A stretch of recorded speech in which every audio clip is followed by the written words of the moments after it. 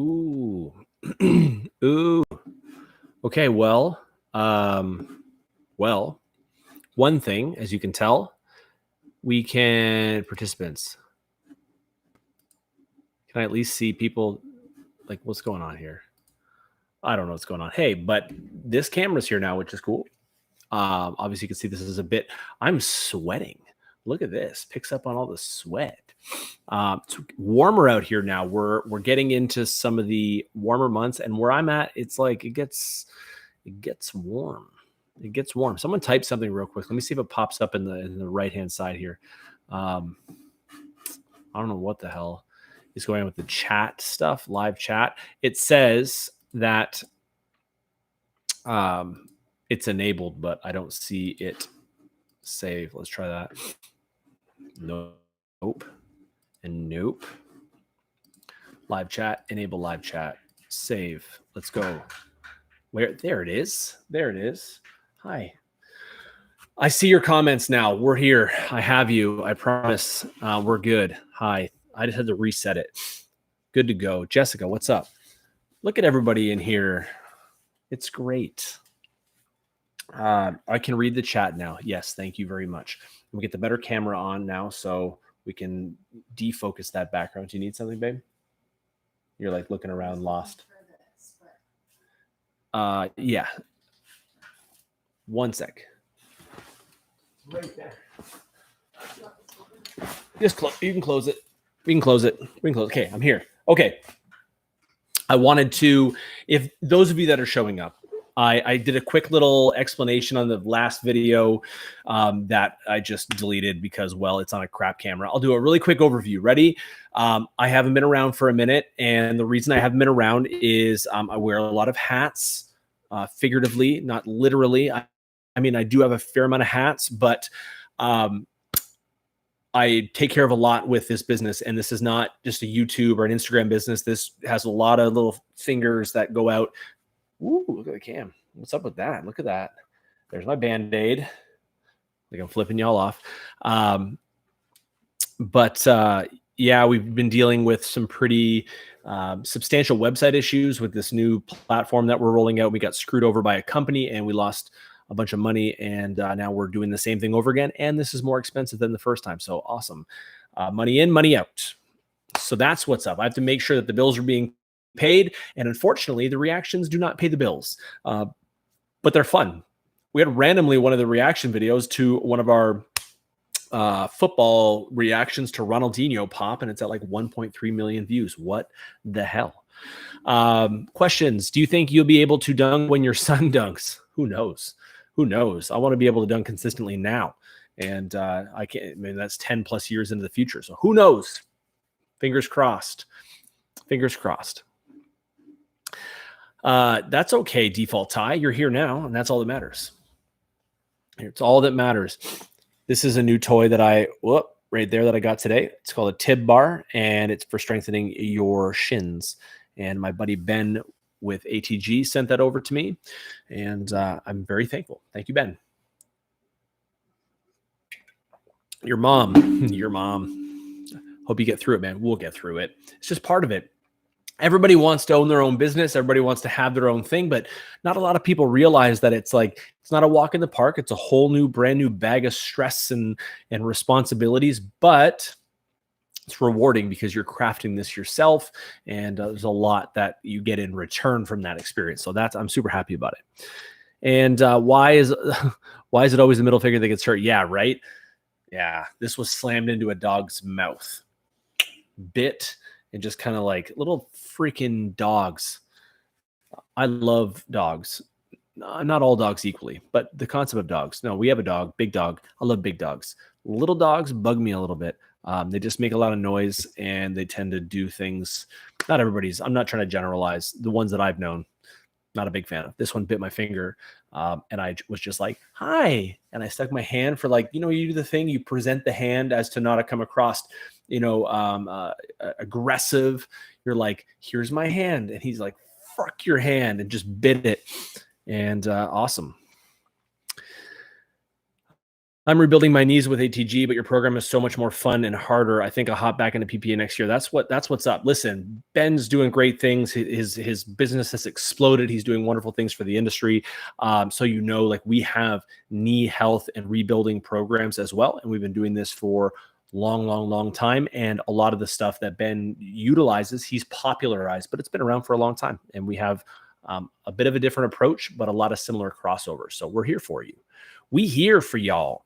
I'm 14, 5'11", and my vertical isn't that good. Could I still spike over the net? Of course you can. Absolutely. You just need practice and to get stronger. You're 14.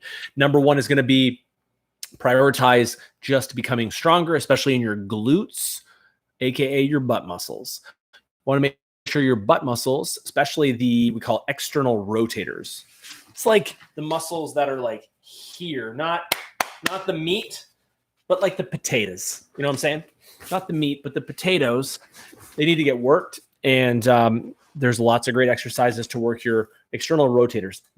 Why you want to do that is stronger hips, makes sure that you control the bones of your leg better and the muscles that wrap around your leg. When you have weak hips, your knees will tend to collapse in more frequently when you jump because the strength isn't there to hold them and support them. So strengthen those, keep playing volleyball, deep core strengthening as well, not just sit-ups and crunches and planks. You want to make sure that you're doing things that challenge your body a whole bunch of different ways. And if you need help with that, well, that's why we're here. And you can always say, like, go to the link in our bio, but we're not on Instagram. Go follow our Instagram at Project Pure Athlete. If you don't already, there's a link in our profile. And there's lots of great stuff. If you want to become one of our athletes, meaning you come onto our remote platform, you are coached by us, you get onto our programs, you communicate, send your videos, things like that. It's less than $1 a day. So, we're keeping the price less than $1 a day till we roll the new site out. So you can onboard for $29 a month and you get locked in at that price so that when our prices go up, because when the website launches, that service goes from $29 to $49 because it is well worth $49 and above. So we're going to be putting the price up to match the industry standards. We're well below industry standards and people do not know they're sleeping on PPA. We're just pumping out athletes. And when you see this new website and you've seen some of the people that we've had the opportunities to work with, a lot of people don't realize we've worked with a lot of well-known athletes. Just saying. We're here. So let me know if you want that. Go DM me on IG and I'll send you all the stuff you need. I'm 14 and 5'7". There we go. You're tall. 5'11" is very tall, especially for a female. What up, coach? What's the topic? The topic is, well, right now we're just rekindling our relationships here on YouTube. It's been a minute.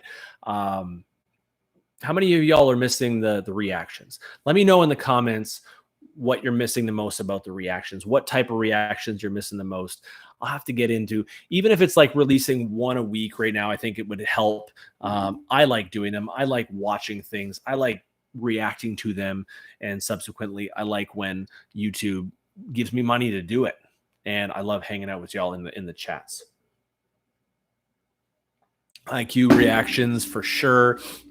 I'm still in season 1. I'm almost like, do I just watch it to the end of season 1 by myself and then just start releasing season 2? Or do I just keep plugging away? I just feel like it's going to take forever to get all y'all through my reactions. I missed the reactions, both soccer and haiku reactions. Yeah, I think a lot of people found us, especially soccer players, football players. That one video blew up and a lot of people jumped in, which is cool. I mean, I did a football reaction like just off the whim one day. I'm like, oh, someone told me to watch it and I watched it and then bam, got the fans coming out of the woodworks.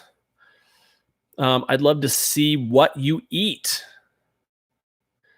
Does your wife cook for you or is she just a nutritionist? She does a fair amount of the cooking. I like to cook. I just don't necessarily always have the time. And I don't always eat perfect.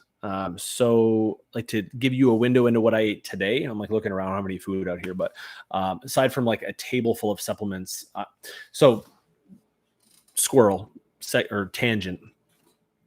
If anybody is into or looking for supplements that are good for athletes, explosive athletes, jumpers. We've been partners now with a company called Upper Echelon Nutrition. So this is like their protein here, UEN for short. They're on Instagram. You can check them out. We got lots of information. There's 3 products, and the reason they keep it to 3 is that they want to do them well, and I like that a lot. And there are 3 products I was already using just from a different company. So I transitioned over. I've been with them now for a few months, and their products are superior in every way imaginable. Number 1, taste, like get out of here. My go-to is the vanilla isolate protein, combo plattered with the orange creamsicle collagen with vitamin C. Collagen for explosive athletes, jumping athletes, really good for keeping the body in one piece and making sure that all of your tendons and your connective tissues, fancy words for like your body parts, are fortified. And the protein, we know lots about protein, right? And this is a good isolate protein. It blends really well. I mix the 2, I shake them in a cup with water, and it tastes like a delicious creamsicle. That's a tangent. But what did I eat today? Woke up at 6. This was my day to sleep in. My son usually gets up between 5 and 6. And he slept in a little bit today too. So we got up at 6 o'clock. Was with him for a bit. I ate around 9:30. And I had 3 scrambled eggs. I had a half an avocado. I put that on top of some leftover baked cubed like potatoes that we did for dinner last night. So maybe like a cup of that, and with the eggs and the avocado on top. And what else was in there? Spinach and some spinach. So that was my breakfast. I essentially just try to keep it very well rounded in I'm getting protein, fat, and carb in every meal to some ratio. I try to keep the carb loading a little bit heavier in the morning, breakfast, lunch, and then with dinner, we taper that off a little bit. Still have some carbs, but not as many. And I do my best to avoid snacking at night, which is not always an option. I sometimes just I snack. So when I get into like tapering toward dunk camp this year, which is like in August, I will start to pull out elements of my eating and tighten up. Get way right, tons and tons of water. This cup looks dirty. It's not, I promise. Stay well hydrated, drinking anywhere from 4 to 6 liters of water a day, especially with the warmer weather coming along. Got to make sure that you stay hydrated. And then what did I have after that? I had for lunch around 1:30. I ate a pork, like a pork patty, like a hamburger patty that I made yesterday with a bunch of onions and jalapenos in it. I had like a burger basically, with on there were pickles and like this like cream cheese spread. So like, again, this was a higher caloric lunch, and had a side of like half a cup of rice with another half an avocado on top, and a few more pickles because I like pickles. Dill pickles, of course. The correct answer is dill pickles because I'm a big dill. Okay. Oh, wow. Lots of questions coming in here. Okay. Chris, what's crack-a-lackin'? Mr. Vascular Lean Man. I'm going to go practice volleyball right now. Thanks for the help, coach. Stay safe. Hope you get through your situation, my dude. Hey, your mom. I'm here. Who can touch their toes? I can touch my toes. Everybody comment below if you want to see coach touch his toes. Barely get past half my shins. Just want healthy snack options. It really depends on what you like to eat. But for me, snacks, typically apples, mixed nuts, yogurt. What else do I like to snack on? Rice cakes, peanut butter, things like that. Fruit. We got one yes. I need more than one yes if you want to see me touch my toes. Let's be real. It's going to get me out of my chair, and I got to stand up, and I move the camera, and I got to touch my damn toes. So, okay. I can put my feet behind my head. Hey, whoa. We're getting kind of crazy up in this chat. We can choose the exciting Haiku episodes for YouTube, but the others you can watch the rest by yourself. But the latest season you stream entirely. What about that? Or you're saying I should just go ahead and just watch on my own? Oh, we got a bunch of yeses. Record the entire season 3. We need it when you get there. You want me to make one video for the entire season? Coach binge watches season 3 in one sitting. Nope. Okay. You ready for this? Let's take auto defocus off here. Okay. Oh. Can we see? You ready?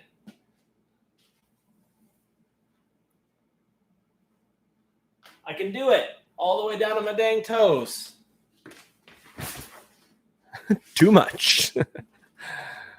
There we go. The tib bar, I haven't dove into too much today. I took it out of the box. I put it on my feet, played around with it for a second, got a little shin pump, and then I got to work. So I have to spend some time with it. I want to play around with some loading schemes. I want to play around with stuff like that. Oh, hold on. Hold on here. There we go. Come on now. Hey, I hope that you didn't fall in love with the background here too much, because within the next handful of months, we're going to have a new home. We're going to have kind of a couple new homes in the short term, right? We sold this house. Hey, I sold my house. Forgot to tell you that. The house is sold. We are out of here at the end of July. And then I'm renting a house for a few months while my house that I'm building gets finished being built. And then once that's done, we'll have a brand new PPA home in my house. My new gym is attached to the home, and it's an 800 square foot gym. It's going to be kind of wide open, 19-foot ceiling. It's going to have a little basketball court in there, a little weight room, and an upstairs office area, which is where this will happen. And I'll be able to like turn you and show you all the stuff. In the upstairs office, there's going to be like a Murphy bed, Murphy bed they like store on the wall, and you can like fold them down so that if I have athletes that come by and they want to stay, they can crash there. Coaches, whomever wants to come by. If I know you well enough, we have a spare bedroom, but I don't know all of you that much. And I'm just super excited to be able to offer an experience like that. We are directly across from the lake, so our front balcony will look straight between like two houses, right to the water, like 100 feet, and it's beautiful. And the area is right by a beach, maybe 400 meters away at most. So beach workouts, there's beach volleyball courts, there's basketball courts, there's a lot of stuff. And that's exactly it. I saw Chris PPA coach retreat. I'm putting this together because I want to be able to offer experiences to athletes and coaches. Coaching retreats is one of them for sure. We have level 1 and soon to be level 2 coaching courses that we'll offer in-person experiences for as well. We just got to clear this COVID stuff up so that we can actually accept people into the country, because right now they're just turning people away. They're like, peace out. You cannot come into Canada. Okay. I'm like trying to catch up on these questions here real quick. How do you realize that you are overtraining? Overtraining takes a lot. You start to experience like extreme fatigue. You can experience like depression. Like basically your body starts to shut down. Things even along the lines of like less urine, change, like overtraining. True overtraining is very hard to do. The likelihood is that you're probably just experiencing like a higher volume of training, so you're feeling tired and sore, right? Overtraining is not being sore. It takes a lot to overtrain. It's when you're doing like multiple hours a day and really under nutrition, under recovering on all fronts. So yeah, you're going to watch out for stuff like that. It's like your nervous system starts to be really affected by it. Best bodyweight leg strengthening exercise. Lots of great bodyweight exercises. Bang for your buck, leg strengthening. If you can do it properly, a Bulgarian split squat, or we call it a rear foot elevated split squat, where you're just get your back leg up. I'd show you, but I don't really want to. No, I'm kidding. I'll do it for you real quick. Bulgarian split squat. Uno momento. Okay, so you're gonna have to trust me that I'm putting like my back leg. Get out of here, chair. Get out of here, chair. Okay, back leg. I'll put it on a dumbbell. Okay, there you go. You can see. Ugh.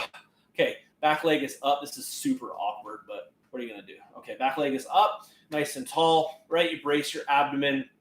From here, we're just thinking about lowering ourselves down and driving up through that leg. Tons of glute, tons of quad. You can change the angle of attack. Lots of stuff you can do with the Bulgarian. You see what I'm saying? Those Bulgarians and their split squats. Great pound for pound exercise. Me and my dad have short tendons. I think it's in our knees. No caller ID. I don't trust that. Makes a lot less flexible and it hurts the back of my knees. A lot of that has to do with just strengthening, Jessica, in and around the knees. Almost everybody is built to move through a relatively similar range of motion, with the exception of how it gets there. The likelihood is that you need to strengthen in some different ranges of motion so that your body allows itself to explore those ranges of motion with no pain. So if you need help with that, let us know. You know what I'm saying? I hate Bulgarian split squats, but I love them. Yeah, absolutely. Because they're hard and they're very easy to scale. They're very easy to load with additional weight. They're just bang for your buck. You get the most out of it. Like it's very, very, like we do a lot of single limb training with our program. So, if you strengthen the independent sides of your body, because even when you play sports, you don't really do a lot with your legs fixed beside each other, right? You're not like standing there and everything's straightforward. You're moving and you're in a lot of single foot contacts, even jumping. 2 foot jumping is still 1 foot jumping, but you're just applying a sequence of 1 foot. So that's why it's important to make sure you're working 1 foot based elements of your workouts frequently. What do we got here? Why not an apartment? Why not what an apartment? Like my new house, because I want a house. Why not an apartment for in the gym? It will kind of be like an apartment. Damn, that house sounds like a dream. Francisco, it is my dream. My dream, I've been working toward this for 17 years now. And I've been patient and graduated. I started training people in parks with I owned like 1 set of dumbbells and a couple resistance bands. And I used to drive around and meet people in parks and train them there. And then I made a little home gym in like my bedroom at one point, where I built myself a platform and a squat rack in a bedroom. And I would bring people there and I would train them in this kind of like spare bedroom. I worked in and out of different gyms. I graduated to, I have this garage, right? This garage is about 400 square feet. And this has been really great over the last few years, but you continue to elevate and grow and never stop driving. It's easy to settle. It's easy to get complacent. And I'm not built like that. I'm not trying to be complacent. In my family, we're quite flexible. So we get together, we do all these types of trips together. There we go. Do you like to nap? No, I do not. I mean, I don't, yeah, but I don't nap. If I'm going down, it's going to be 3 hours. I don't even know how to sleep for a second. And that's why I typically don't nap. I just stay up and then I go to bed early every single night without fail. I'm tired by 9 o'clock and I'm in bed by 9:30 and I'm asleep. I'm laying down and I'm asleep by 9:30 because I'm up anywhere between 4 and 6, depending on what my son's up to the next day. And I like to get to work right away. So that's what my sleeping schedule, and I sleep well. I'm out. You're not waking me up. I'm out. Not happening. Hey, coach, just finished the missing link. All right, Joe. And no lie, my vertical is so consistent now. That's amazing to hear. Efficiency is a beautiful thing. Thank you for making something so good and affordable. Joe, my pleasure. Thank you. If you don't mind, I'm about to screenshot that. But what I would love, and this is what I ask anybody that's done our programs, if they like them, something about it is just DM me, share it. Let me screen capture it. Let me share it with people. Let me show people that they can find success within these really affordable price ranges with that kind of trusting the process. We build our programs on the basis that I want everybody to be able to afford them. I got to cover a little bit of cost here and there, but programs from $19 to $39. I'm talking for weeks of training with videos and everything. Like we're doing it different. So thank you for sharing that with me, man. Great job. If you have videos, like before and after videos, send those. I'll share those. I'll tag you up. I got you. It goes to everybody out there. If you got a story, if you have a story, share it with me. Any plan? On Mondays, I have speed and agility, but my friend does speed and a little core while I do a lot of core and strength. And this week we did medicine ball throws. They were fun. Medicine ball throws are fun. Jessica, getting to work. Love to hear that. That's why you're here, because we just resonate with each other. You're just working, and I respect that. Any plans on releasing programs in other languages, or will you not need to rely on foreign PPA coaches? So yes and yes. We're slowly building out more and more certified coaches. We're over 50 now, kind of spread throughout. And I think as it stands, there are a few languages that I would love to be able to get some programs in. Even if it's just going through and like translating the ebooks, the standalone products, I think that is in the next year or so, but we're getting a few other things put in place before that. Until then, we appreciate everybody understanding that we are English speaking. We do our best to provide clear instruction through speaking. I think that's one thing that I've really had to perfect over the last handful of years with social media, is speaking very clear, very concise, so everybody understands. So I hope that I've done a good job of articulating my thoughts. Did you know that the human body is built to take 2 naps a day, both about 4 hours? That's why people say 8 hours of sleep. Jessica, I don't know much about that. It doesn't necessarily sound right to me. 8 hours of sleep is also like not necessarily the rule of thumb anymore. But that being said, I'd be happy to look into it. And until then, I will not discount you. Thank you for sharing them. When should I add more plyometrics? Depends how many plyometrics you're doing now. Depends on what you're doing sport-wise. If you're in the middle of a season, if you're playing a sport. A lot of times people don't realize, especially athletes that are in season. Okay, so let's speak to volleyball players out there that are in season. I get a lot of questions. I'm playing volleyball 4 to 6 times a week. I've got this other practice. I'm lifting some weight, or like, when should I do my plyometrics? And I'm like, you're doing a ton of plyometrics. It's called playing volleyball, right? Volleyball is a lot of jumping. And anytime you're jumping or sprinting or running, those are plyometric contacts. They're just different. They're different, I guess, they're different amplitudes of contact. So you want to make sure that you're not overloading. It doesn't serve an athlete well to be jumping around in their sport and then come into the gym and jump around more. What makes more sense is to build them to be efficient and durable to play their sport. So when you come into the gym with me and you're in season, we're doing a lot more like body maintenance, core work, some general power progression stuff, low volume, and not a lot of plyo, just kind of making sure your joints and your tissues are healthy. You look to be thicker now than when you were younger and jumping. Correct, Will. I am definitely thicker now. Can you get stronger at your age without gaining the thickness? I'm down with the thickness right now. That's a reference some of you might get. But so when I was at my prime of jumping, I was about the same weight, 200, 205, but I was a different composition. I was probably more around 10 to 12% body fat. And it was just, I was younger, so it was displaced differently.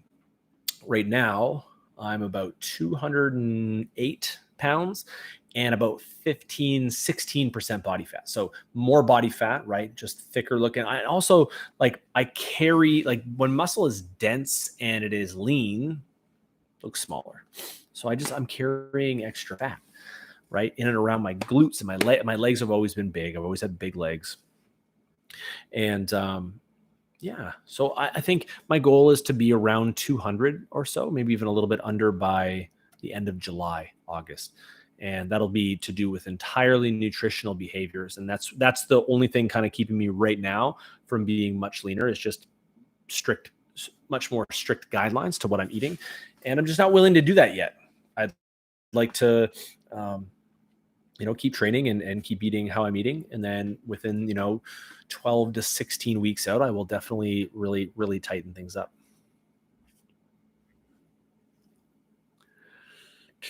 Time to get ready to hit off the tee. Let's go. Hit off that tee. Hey, coach, can you talk a bit about training in sand? I live in a coastal city, sorry for the errors in language.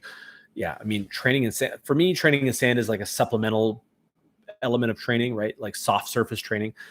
And the reason is that if you train predominantly in sand, you're not getting as much feedback from the ground as you need to develop a lot of the tissue densities that you require. Tendons, muscles become denser and more durable with a progression of higher velocity contacts.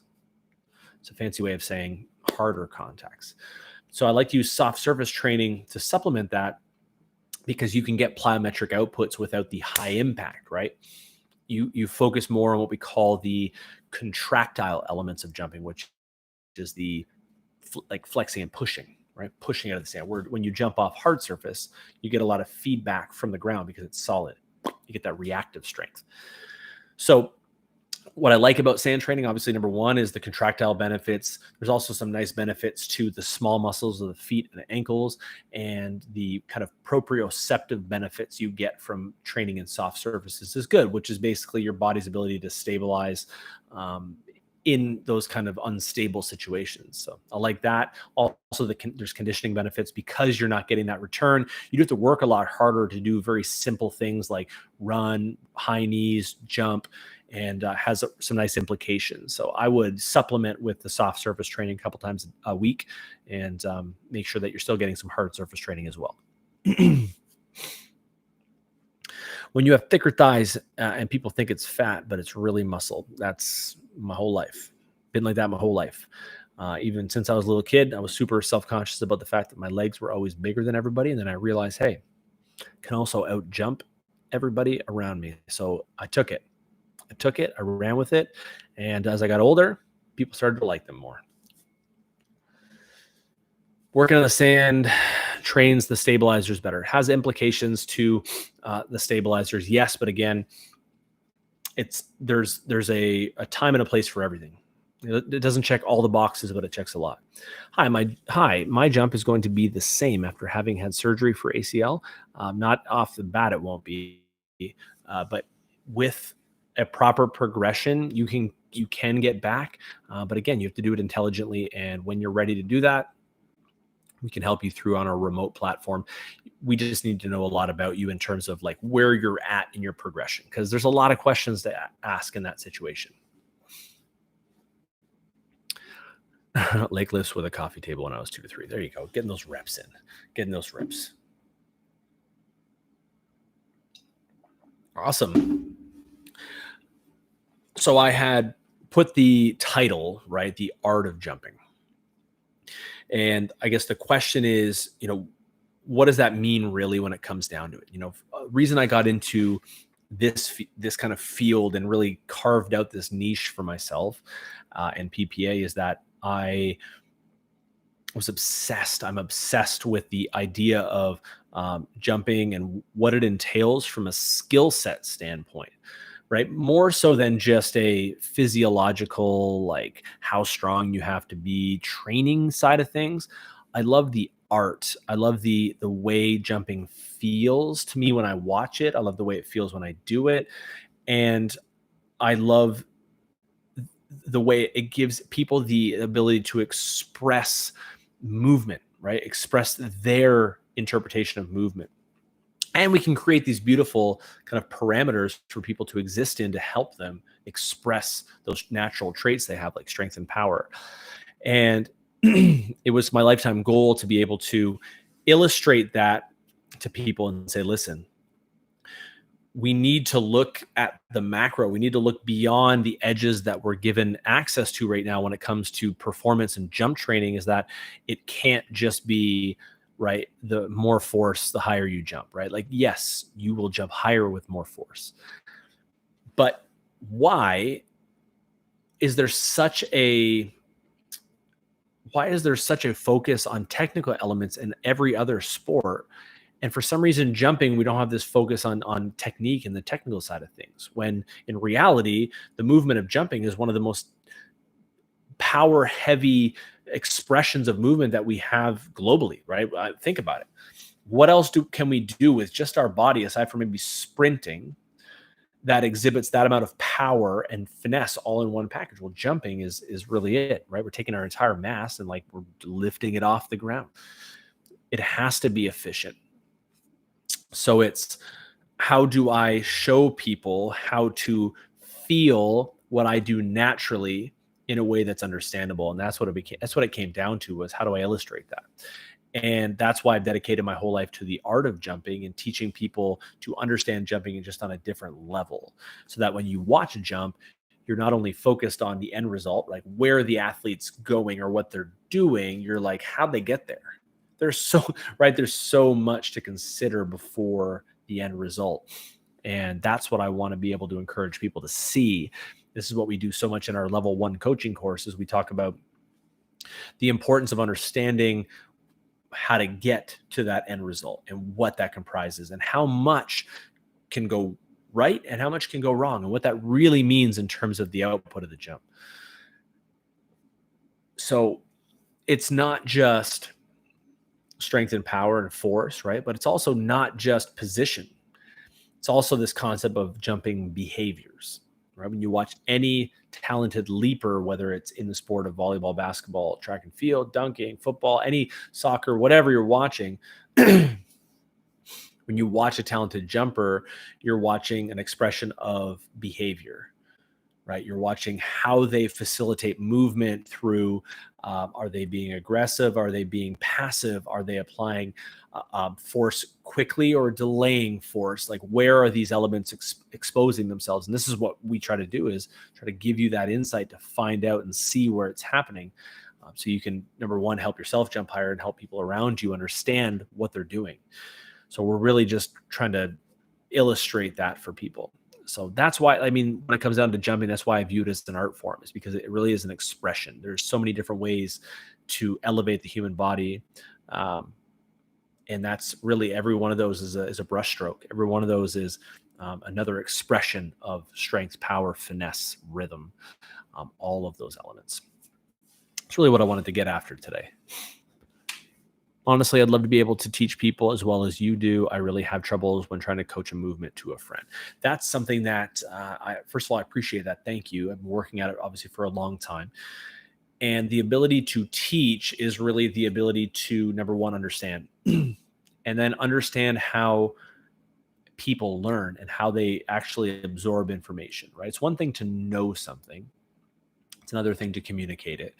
And I always try to focus on manageable bites, right? Little bites of information so that people can ingest that and actually understand. And I think what happens in our industry a lot is that coaches and trainers and whomever, they info dump. We call it info dump. You just put too much information out there all at once. They just spit like a ton of science, and it's more so for them. And I think it's more so that you know how smart they are. But at the end of the day, I know that mass majority of you, if I asked you, are you concerned more with how much I know or how well I can help you? And you're going to answer with, well, how well you can help me. Good. And that doesn't require me sitting there and being all fancy and saying all the different big words I know. That is, I had to learn you. I have to understand how it is that you learn, and then understand the type of person you are so that I can get you to buy in and I can get you to trust me. And I think I spend so much time trying to achieve those things that the rest just fall into place. So it comes with time. And if you're really interested in understanding and learning how to coach at a higher level, or just introducing yourself to coaching, our level 1 course for coaches is a great investment. It's an investment, and it's not for someone who is just on a whim, like, I really want to try coaching. It's like, you know if that's what you're meant for. And it's a really good place, because it doesn't require any type of prerequisite for, it's a private sector certification. So what we're doing is we're validating you underneath our brand and underneath our footprint in the industry, and saying, listen, we verify you as someone who is capable of doing X, Y, and Z. And we're always there to consult with. And all of our Yeah, and Chris is a certified coach, and Chris can confirm that what we do is we're there to support you, and really it comes down to you can utilize that certification, that tool, to whatever degree you'd like. If that means that you sit there and it's just something cool you achieved, we have a lot of those that are like, I just wanted to take it to learn more. Awesome, check mark, boom, nailed it. We have some that take it that go, I want to get in coaching, take it, and they learn skills, and they go out and they sample and they try and they start the process of coaching. We have some that have already been coaching or training and want to add another layer to what they offer. And that's something that I find very commendable, is reaching outside of your comfort zone and saying, I want to learn more, and coming in for that reason. We have clubs that do it to be able to offer stuff to their teams and their athletes, a lot of different people. We have athletes that take it just so that they can understand more about jumping and help themselves. Lots of ways to utilize it, but I love it. Okay, what do we got here? Damn, I'm guilty of info dumping. A lot of people are, man. Don't feel bad. At times when I get going, depending on the audience that I have, I do the same thing. It happens. Just catch yourself. And I think what you'll notice is when I speak to you and when I'm addressing anybody at all, is that I take my time. I'm not afraid to make pauses. I'm not afraid to think about things before they come out of my mouth. I think we get wrapped up in being scared of silence, and that being scared of silence a lot of times causes us to info dump because, well, we just want to fill the voids with information. And at the end of the day, it might not necessarily be relevant. So it's engage, provide information, and then a good coach will just let it marinate with you for a little bit, right? Let it marinate, experience it, and then I'll reach in and say, how'd that feel? Cool, awesome, try it again, right? Versus, do this, no, stop, do this, no, stop, do this, no, stop, no, like this. And it overwhelms the athlete, it overwhelms the person you're trying to teach. And at the end of the day, what we're trying to do is provide an empowerment moment, something for people to sink their teeth into and feel good about. So it takes time. Funny question. Which job is more detrimental for vertical, when you sit 8 hours or when you stand for 8 hours? I would say sit for 8 hours, personally. But I mean, depending on what you're doing standing, if you're just standing in one spot, that would suck ass. Like if you're like what do they call those? The continental soldiers, the ones that stand out, they can't move. You know what I'm saying? If you know the thing, put it in the comments. But no, I'd say sitting for sure. I'm having issues with how much I sit, and I try to, and I've posted this on Instagram, is every 35, 40 minutes, which won't happen this time. I stand up and I do some stuff, get moving, right? I can even feel my back just tight. Because as much as many of you know that I have low back issues, disc issues. So like I have a lumbar support, right, which helps me keep engaged and keep in decent position. And I have good posture for the most part. But after a while, I'll look and I'll be bent over like this, right? You're all hunched over. You look like a fucking question mark. And you're like, oh, why am I so sore all the time? And you go, wow, dude, you just sit a ton. That's why you're sore. There's a meme, I think. It's like someone's like on a couch and their legs up. And they're like, why is my back always sore? Well, watch 4 episodes of Bridgerton with your legs up around your head and you wonder why your shit's sore. That's why it's sore. Okay. Just got my vaccine and feel kind of weak, but not weak enough to not do core exercises. Should I take a rest day? Listen, take a rest day. I mean, if you want to do a couple of core exercises, you feel okay, but I imagine, listen, hydrate, chill out. It's not like, don't panic if you miss a day of training or a week of training for that matter, or 2 weeks of training for that matter. Don't panic. Don't beat yourself up. Step back into it and keep going. The art of teaching jumping. Thanks for the tips. You're welcome. And this is beyond just even teaching jumping in the art form. This is the art of coaching. This is the art of communication at the end of the day. And that's what I tend to focus on more, is just general communication abilities. My throat from talking all day. I was on live and Instagram earlier. Woo! This is what happens when I don't get to teach like groups and challenge my voice. I'm almost going to have to do a lot of lives before going to dunk camp so that my voice is trained. Did you know that, Jessica, you're full of information today. Did you know that laying down is healthier than standing, and standing is better than sitting for your back and spine? Yeah, I mean, with laying down, right, we have to think about how gravity affects the body. If you take a spine, which is pretty long when you stand it on its end, even though it has natural ergonomics built into it with both the kyphotic and lordotic, there we go, there's an info dump. The curvature of your spine is built to support the structure well.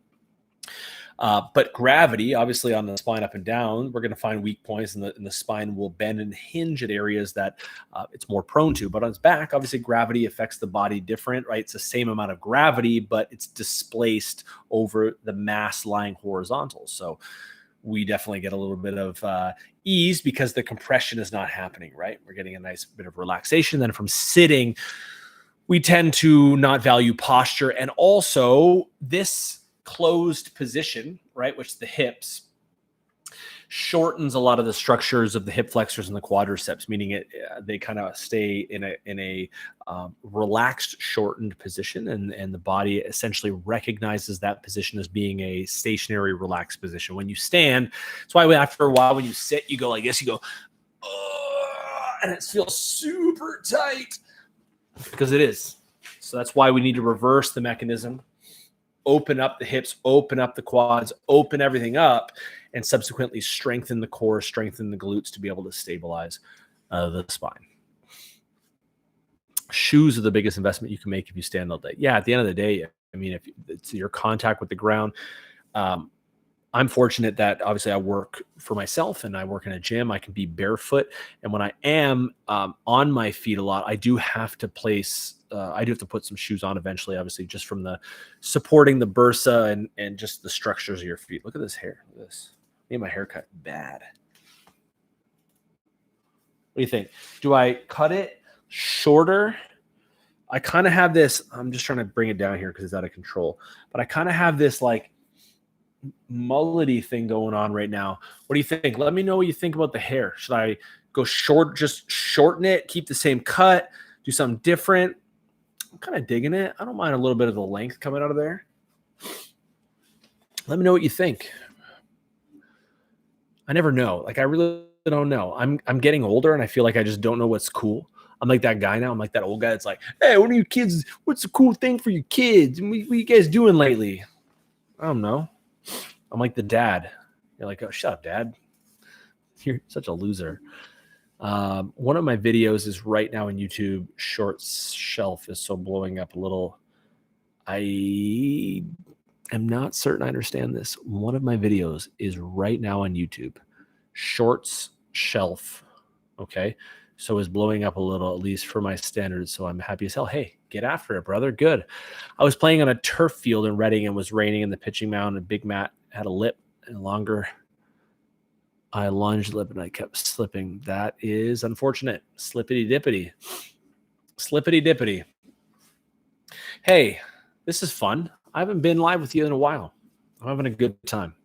What time is it? 4:40. I got about 10 minutes. And I got to go in and do the dad thing because she wants me in there. Got to support the fam. You know what I mean? That's a cool thing about work at home, is I'm available. But it's also the bad thing about working at home because I'm available. It's hard to get work done sometimes. Any more questions before I go? I hope that this has been enjoyable for you. It's been enjoyable for me, and I will do more of these lives. Lives I can do because I can actually put you live when I got some stuff going on here.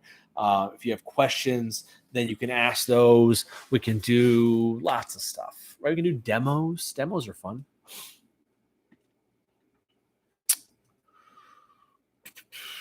Peace. Bye. Hey, you guys just want to bounce? Got no questions? Don't worry about it. I'll give you 3 seconds or so. 30 seconds. 30 seconds. Ask your questions. If there's no questions in 25 seconds from now, then I'm going to go. See what I'm saying? I can see people leaving already. I see y'all leaving. I think I can't see you.